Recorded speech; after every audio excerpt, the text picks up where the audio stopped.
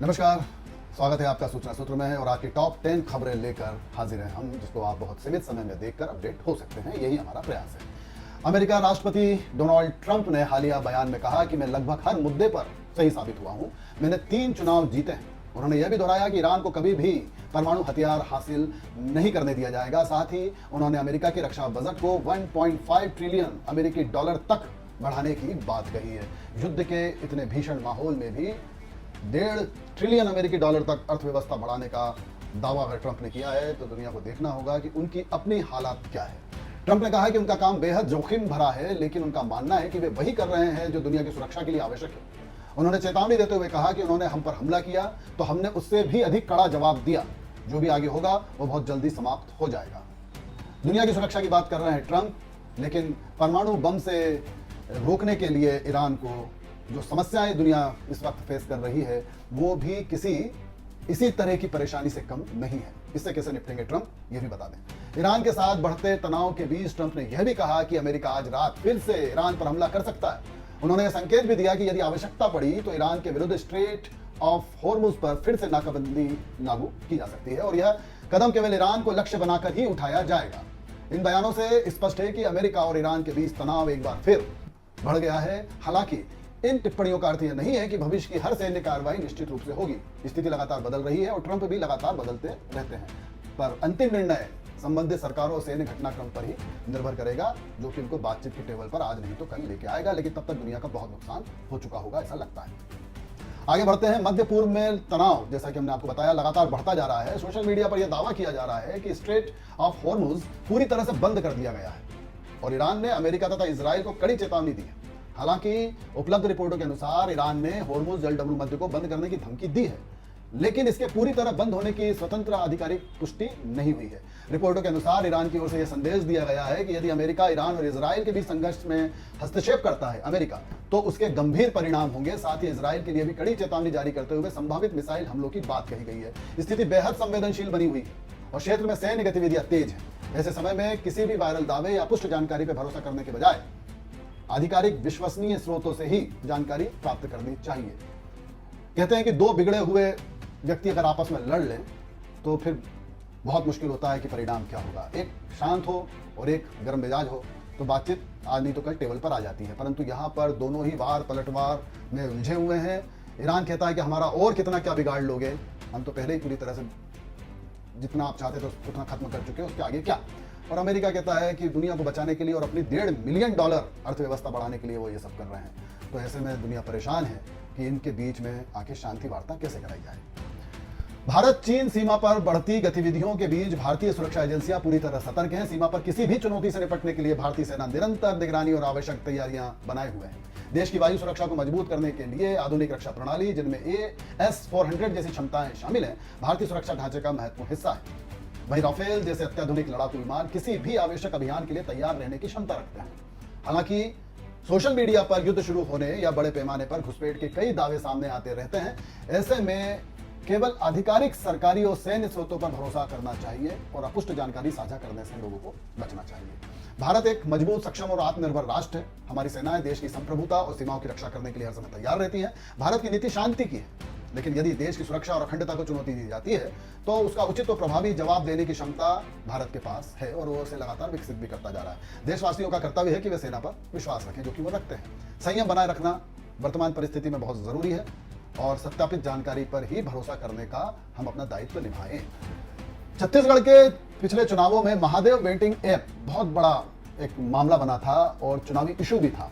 ये हजारों करोड़ रुपए के सट्टेबाजी का और मनी लॉन्ड्रिंग का मामला था, घोटाला था, जिसके चलते बड़ी बड़ी हस्तियां निशाने पर आ गई थी और जनता का भी इसमें बहुत नुकसान हुआ है।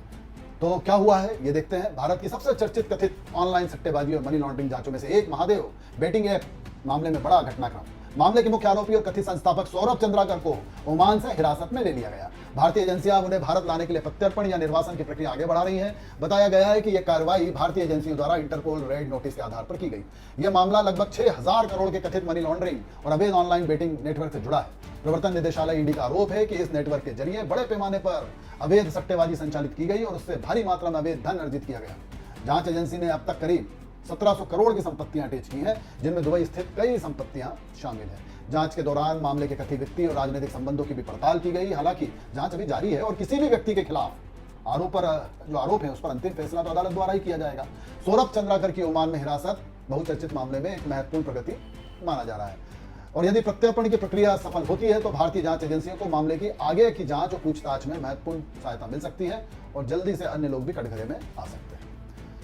अब बात करें एनएचआरसी, राष्ट्रीय मानवाधिकार आयोग ने देहरादून के एक मेडिकल कॉलेज में कथित धार्मिक भेदभाव की शिकायत का संज्ञान लिया है। शिकायत में आरोप लगाया गया है कि हिंदू छात्रों को तिलक, बिंदी और कलावा पहनने से रोका गया, जबकि मुस्लिम छात्राओं को बुर्का पहनने की अनुमति दी गई।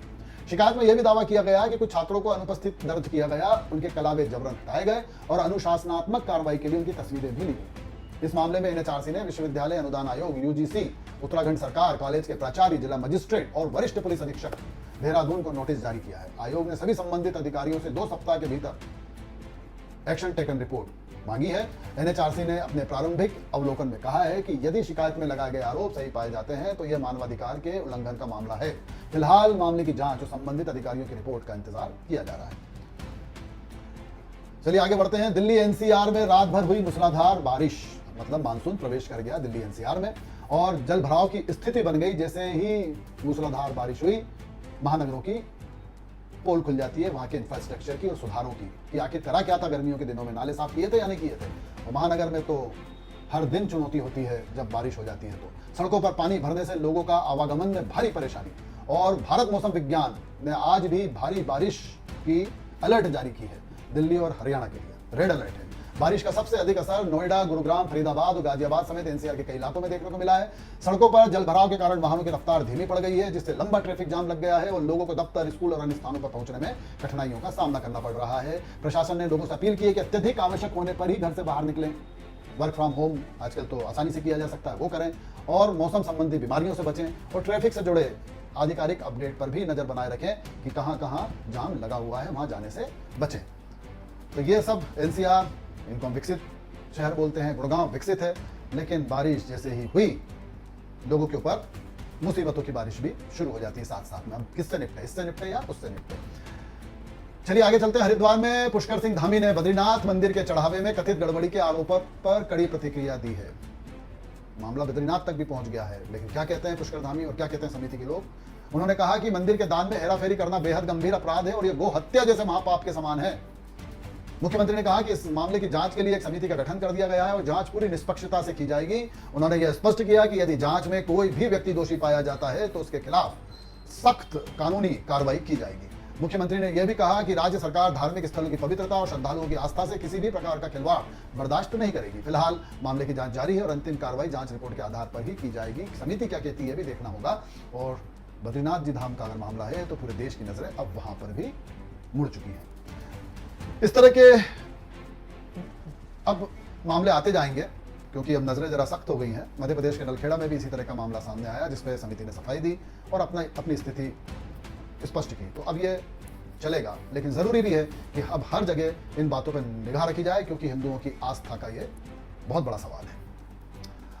लखनऊ में अखिलेश यादव ने अयोध्या से जुड़े कथित दान घोटाले के आरोपों पर प्रतिक्रिया देते हुए कहा कि कुछ लोगों ने अपने स्वार्थ के लिए मर्यादा पुरुषोत्तम श्री राम की मर्यादा को ठेस पहुंचाई है। अखिलेश यादव कह रहे हैं। उन्होंने कहा कि सनातन धर्म में धार्मिक चढ़ावे की चोरी से बड़ा कोई पाप नहीं है। अखिलेश यादव के अनुसार हिंदू समाज और सनातन धर्म के अनुयायी बेहद आस्थावान और भावनात्मक होते हैं। तो अखिलेश जी आपके समय पर, आपके मुलायम सिंह जी यादव के समय पर यही आस्थावान भावनात्मक हिंदुओं को कहा गया कि सरयू की जो नदी, सरयू हमारी पवित्र नदी, उसका जल लाल हो गया था राम भक्तों से, उसका जवाब क्यों नहीं मिलता, ये भी जानना चाहते हैं लोग। उन्होंने यह भी आरोप लगाया कि विपक्ष की शिकायतों पर एफआईआर दर्ज नहीं की जाती है जबकि विपक्ष के नेताओं के खिलाफ तुरंत कार्रवाई होती है। साथ ही उन्होंने दावा किया कि यदि मंदिर परिसर में कार्यरत लोगों के कॉल डिटेल रिकॉर्ड की जांच की जाए तो अधिकांश लोगों का संबंध भाजपा से निकल सकता है और भाजपा कहती है कि टिन्नू यादव का संबंध सपा से है। तो ये सब चीजें सामने आ रही है। ये सभी आरोप और बयान अखिलेश यादव द्वारा लगाए गए हैं और दावों पर संबंधित पक्षों की प्रतिक्रिया अलग से जारी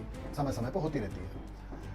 कुल मिलाकर संवेदनशील मामला है और यदि चोरी पाई जाती है, कितने बड़े पैमाने पर पाई जाती है, उससे कहीं बड़े पैमाने पर अब कम से कम व्यक्ति और अधिक से अधिक टेक्नोलॉजी का उपयोग करते हुए आर्थिक सुरक्षा व्यवस्था मजबूत करना होगी धर्म स्थलों की।